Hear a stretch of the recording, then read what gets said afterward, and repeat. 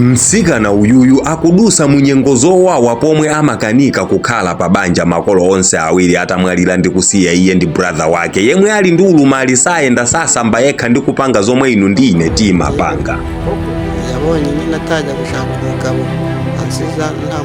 Ndi chani chinachititsa msikana uyu kuzipereka nsembe yekha osakwatiwa kamba ka brother wake? Msikana ndi mnyamata uyuyu ndi ndani? Moyo wawo wa masiku onse umawaendera bwanji?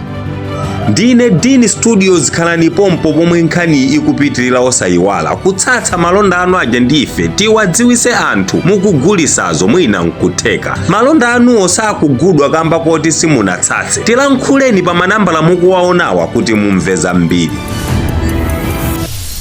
Mtsikanayu ndi Jane ndipo mnyamatayu ndi Ernesto aku Kenya. Ernesto sikuti anabadwa ali ndi ulumali chonchayi, koma poyambapo iyeyu anabadwa zabwinobwino monga muja momwe tonse tibadwira nkumakula. Iye ndi wachiwiri kubadwa, oyamba nkukhala Jane.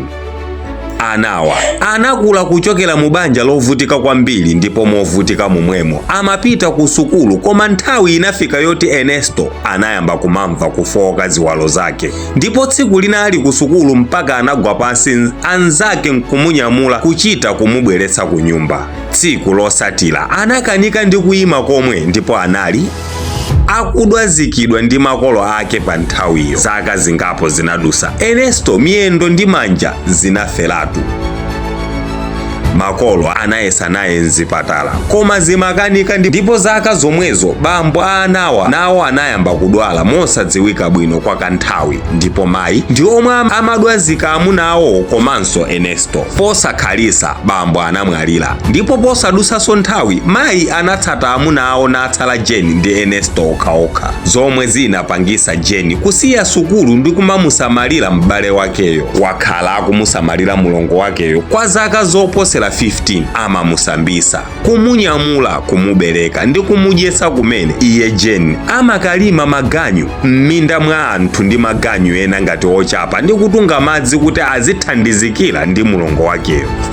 Anthu ambiri kuphatikiza maneba akhala akumupatsa Jane maganizo oti angomumaliza brother wakeyo iye akwatiwe moyo wake uzipitilira, koma Jane ananenesa kuti iye adzalolera kufera mulongo wakeyo as long as ali moyo, ndipo sadzamusiya yekha kamba kabanja, adzalolera kufa osamudziwa mamuna mpaka kalekale. Ukakhala moyo wawo wa tsiku ndi tsiku, iwo wasiwokondwa kamba kakusowekera zambiri zofunikira pa khomo. Mukamva saundi ikudidimula katiti utsi uli khobo pamalopo, dziwani kuti amenewo ndi a Pluto Entertainment omwe ali ndi zoyimba mbambande komanso utsi osalekeza mpaka mwambo onse kutha. Nzi Nkhoswe, Manika, Maukwati ndi malo ena ali onse ofunikira sound system. Musaiphonye, atengeni awa a Pluto Entertainment ndipo mwambo wanu udzakhala osayiwalika mpaka kalekale. Awa watu akupezekera ku Blantyre koma amayenda madera ena ali onse m'Malawi muno malingana ndi mgwirizano wanu. Ayimbireni pa 093743065 kapena